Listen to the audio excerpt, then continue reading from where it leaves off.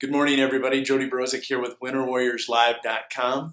I'm joined this morning by head coach Dan Aaker of your Winter Warriors. Good morning, Dan. Morning, Jody. Last week, your Winter Warriors coming off the bye week go over to Parkston and they play a very good 11B program and you come out with a victory. Your thoughts on that game? Going in, we knew that Parkston was a good football team. A couple things they thought they brought to the table that we hadn't necessarily seen, other than maybe a Valentine. But I think skill-wise, they're even more talented than Valentine, and the speed in their skill guys and quickness to be able to get bounce and get out of edge. They really played low as an entire team. I think that's probably the wrestling mentality they have, and it was good for us to see teams that really, at every level, even at the line of scrimmage, taking us low, tackling us low, taking on a block slow. I think our guys were pretty sore, especially in their legs after that game. And going in, we knew the line of scrimmage was going to be critical. I thought we played very well there. And just looking at the defensive side, was not happy with our kickoff coverage. We gave them way too good a field position numerous times in that game, and that's one thing leaving the game that we know we need to get better at, and that's a big focus this week. But with that being said, especially the first two kickoffs, we gave them the opening kickoff, the ball on the 50. The second kickoff, we gave them the ball on our own territory. But our defense really, I thought, buckled down. That their second drive, they got to the first and goal from 9. But we really helped them out. We had a pass interference. We had a face mask. We extended drives. I think they picked up one first down on their own play. So as a defense, we were a little disappointed that we allowed them to get there. But then first and goal from the 9, we really buckled down and forced them to try to kick a field goal, which they missed, and then respond with a nice long drive from our end. Offensively, we threw the ball well. And when we went into that game, we thought there were some things that we could maybe expose if they really wanted to commit to stopping the run. And we ran good routes and threw good balls. And, when we have that going like we did Friday night, it's going to be tough for any defense, because if we can run like that, because we still ran for a lot too. I think we had 430-some yards. 243 rushing. 243 rushing, 180 passing. So, yeah, that's pretty good. So you got to kind of pick your poison and what you want to stop. But if we're doing both of those, that's a pretty good offensive output. We score 40 points. In my opinion, a top 5 team. They're a top tier team, along with probably 3-4 other teams, and we did that in a half. And on the road. So a ton of positives in that first half. I thought our defense stepped up and we allowed them to get in certain situations. Disappointed in our special teams, kind of top to bottom. We had a punt blocked later in the game, and that was our varsity punt team. So you look at it this way: we played pretty well, especially first half. Second half probably not as good, but we really control a game against a top 5 team, and then can see things that we still could get better at, and that's still the goal. We hope we're not peaked right now. We hope that we can get better. It was good for our guys to see that, and I think the focus this week was definitely on special teams, because that was the one area I think that we definitely take big strides at, and we've been better in. The other thing, I probably jinxed myself. I talked about how clean we were playing. We had 70 yards penalties, and that's unacceptable. We got to play cleaner than that, so that's another thing we need to get better at. But all in all, a really good road win against a very good football team in Parkston.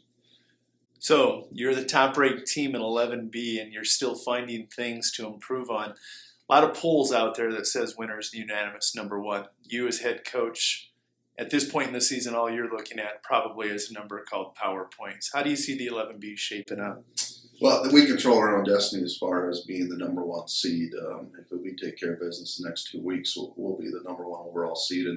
And really, our thoughts every year is we'd like to get that 1 or 2, because what that does is that means that somebody's going to have to come to our house to knock us off. And if you're number 1 or 2 overall, you're going to lock in home field advantage as long as you keep playing unless you get. And then when you get to the championship, if you can do that.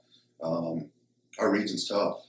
It's been tough ever since we went down 11B. It looks like right now there's a strong chance we'll see Parks in first round, and no one would want to pick them as their first round opponent. But that's okay. We saw them first round last year too.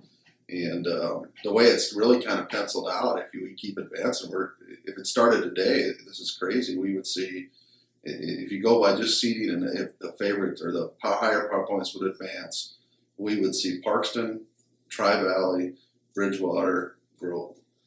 And if I had to pick the next 4 teams, in my opinion, that's probably, they're all 4 top 5. So that would be, probably a good scenario for us. I think that challenge is there, that edge. We need to make something like that. But we're focused on, getting to that point now. We have to take care of business here the next 2 weeks and secure in what we control, and that's what our goal is right now. Tonight the Redfield Doland Pheasants come to town. Last year, your 11B state champions handled them on the road, but a very physical game.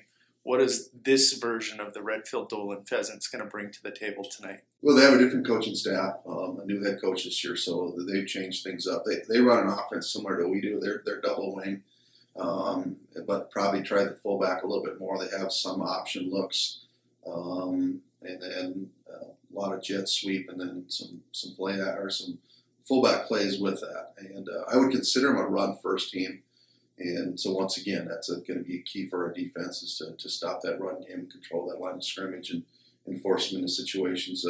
Just watching film, I think there's, from our end, was a fair amount of tendencies out of formations. So we really try to prep our guys mentally and look for certain things depending on the formation they're in. And there's been a lot of consistency in some of the games they've played. Defensively, it's a true 3-5 team. And I don't know what they'll do with a double tight. We haven't seen them play a double tight team. I would think that they'd move some of their outside backers up a little closer. But if they play like they've been playing, it's a different look for what we've seen. They really only have 3 true DTs and 5 true linebackers that play off the ball. All 5 of them 3 to 4 yards off the ball. So we worked a couple combinations there offensively. But if that's what we see, throwing and some of the play action stuff probably isn't going to be as easy or necessarily there. And what's going to be critical, I think, for our offensive line is that second level block. Getting to their linebackers at the second level, and obviously controlling the 3 DTs they have. But so it was fun, I guess, this week preparing for something that we haven't really seen. Most teams want to pack in, and they might. It's easily to do adjustment for them in their defense to bring those outside backers and more DN looks. But what we've seen from them against other teams, that hasn't been the case. So something a little bit different that we haven't seen, and that gave us a little more focus, I think, from an offensive standpoint. But they lost a lot of. Go back to last year, as you mentioned, it was a physical game. I thought they hit us as hard as we'd seen all year, and we had to sustain some drives and make things happen. They lost to a fair amount of seniors last year, and they're I would say, fairly young right now, and a new coach got them going in the right direction, I think. But I think they'll hit. I think they'll be physical, and because that's kind of their mentality up there too. So I think it'll be a physical game. A question that only the 11B state champion head football coach can answer. What's your tally tonight between Redfield, or this weekend for Redfield, Doland, and winter as far as pheasants harvested? Well, I would hope that you're talking 2 metro or two Mecca areas as far as birds, but I think the report is down. They say down a little bit around here, but I think there's some people are going to be pretty successful, including hopefully me when I get out there. So that's kind of a side game, I guess you will. I don't know who's going to be making the counts, but there's always a traveling trophy in a lot of conferences. We need to get a pheasant traveling trophy. Yeah. I think the success rate or the chance rate is going to be high in both those areas as far as the pheasant hunting. Might be a tie in that category. Yeah, right. Yeah. Good luck tonight, Dan. Appreciate your time.